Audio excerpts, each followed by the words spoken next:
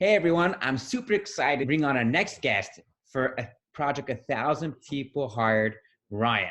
Ryan is coming from to us all the way from San Francisco. So Ryan, first of all, thank you so much for joining us. Thank you, Ephraim. Pleasure to be here. Yeah, so Ryan, let's take it back. Give us a little bit, a brief history about yourself. Yeah, absolutely. I was born and raised in Texas, in Houston specifically, but my family comes from South Africa. Before that, Um, I was the first to actually be born over here in the States. I went to Georgetown University for undergrad. There, I studied finance, econ, computer science, you name it, and had been at Credit Suisse in the technology investment banking group for a few years after graduation before I eventually joined Uber.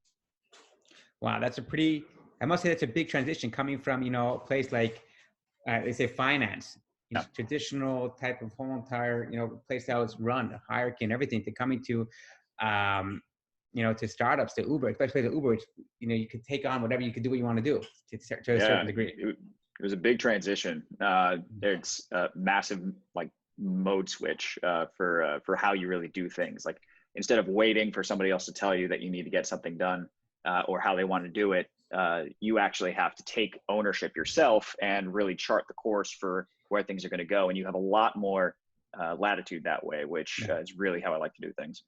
right. That's incredible. So why don't you tell us about a personal accomplishment or something that you're personally working on? Sure.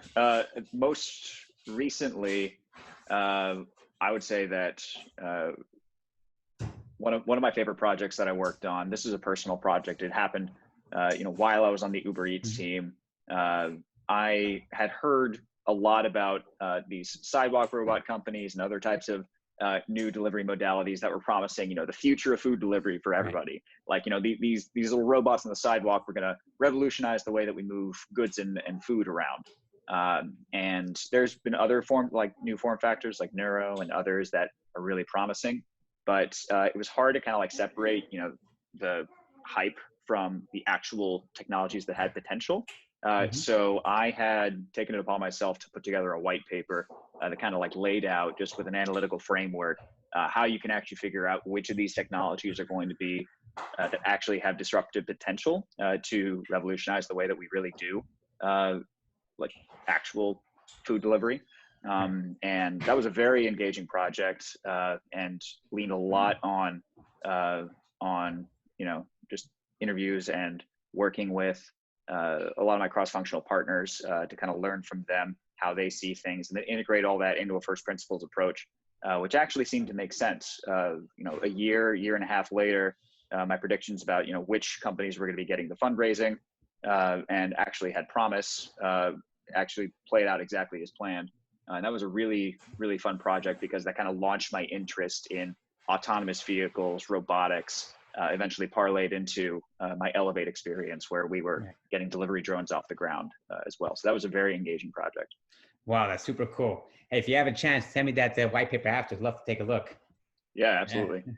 So then talk to us about a personal challenge that you went through and overcame. For sure. We kind of mentioned it a little bit earlier, but the transition from a rigid hierarchical institution like a bulge bracket investment bank into startup world is a very jarring one. One that I've talked with dozens of people that have reached out to me, like asking, "Oh, how did you do this? Like, I'm interested in doing the same thing. What's the best way to go about it?" It's hard. It's Right. really difficult to make a transition like that.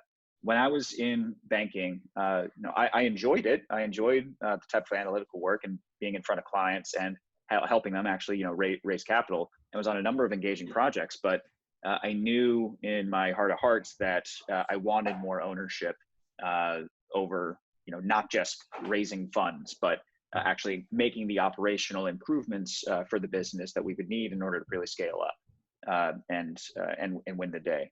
That wasn't going to happen in banking. I knew that. My colleagues knew that. So it was difficult for me to convince myself and give myself permission to like think outside the box that I put myself in with a finance degree from an institution that exports tons of bankers and Right. consultants and Hmm. lawyers and all these other folks that fit in neat little boxes all the time. It was hard to break out of that mindset. what I did while I was in banking is I attended a product management boot camp called Product School at the same time that I was banking. So I was 80 hours a week, and then on the weekends I was doing this boot camp.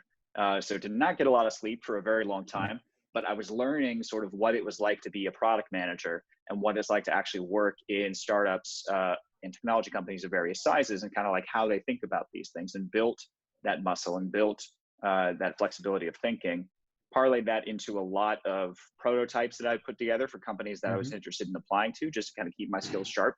And eventually I left Credit Suisse, but not with a job offer in hand from Uber or anywhere like that, but working with small startups in Austin and elsewhere that just needed folks that kind of had that hybrid expertise between, we just need to build a financial model, but you also need to speak the language of the product.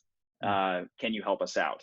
And these were friends that I had made. These were small companies, but that type of freelance work, when you're coming from such a stable background, can be a little scary, because you don't know when your next paycheck's going to come in. But eventually, I just kept hustling. I just kept applying and just kept building that network and kept practicing until I actually got a role at Uber Eats, which was my first role at Uber, when we were just in like 30 cities at the time. So within a year after I joined, we scaled up to 300. It was a massive expansion, and it really became a dream job for me. I'd always wanted to work at a company like Uber, and staying in banking was not going to get me there, not in the way that I wanted to. So I had to take a big risk, and fortunately it paid off. Right. Wow. So we know you're willing to put in the work. We know you're willing to put in the hours, and take the risk. Everything from your baking experience, which makes you work really hard, all the way to putting in that applied work to get the dream job you wanted.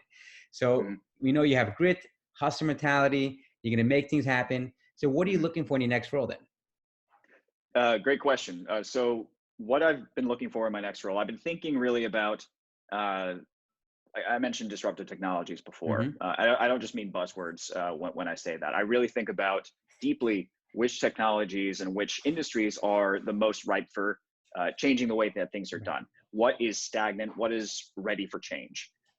In industries in the past, it's typically come with some kind of a technological breakthrough. Uber took off because mobile phones became super cheap, data became super cheap, and we could actually have mapping as a service, which we could have in the car and use that to tell people where to go and when to actually go there. So it required a technological breakthrough to get there. Right now, everybody has been talking about for a few years, the AI gold rush, or now a potential upcoming AI winter. Part of that is because we hyped it up so much, and then nobody really seems to know what the actual business or product applications are. So the money dries up because they think, oh, it's not going to happen. There's no money in it.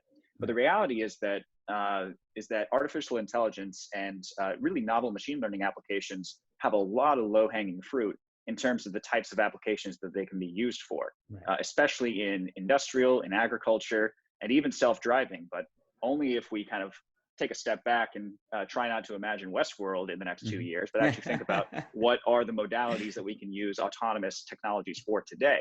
And so that integration, that overlap between people that have subject matter expertise in artificial intelligence and have led AI teams, which I have at Uber, and folks that actually have the product and business sense and understanding of really the unit econ model to know what is going to be, what's going to be our like 1, 3, and 5 year outcome in terms of the amount of market share that we can actually get. And if this product actually has product market fit, that intersection is really what I'm looking for in my next role.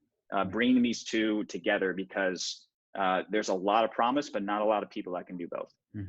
Wow, that's super cool. And there's no doubt in my mind that any company that has the opportunity to hire you, you're going to be such a valuable asset and bring so much to that team that hopefully that team, wherever they're holding in their trajectory, we're able to scale and grow so much. So Ryan, thank you so much for joining us today. Thank you, Ephraim. I appreciate that. Sure. And we wish you a ton of luck, and hopefully something good is going to come out of this. Thank you. I certainly hope so. Best of luck to you as well. Thank you.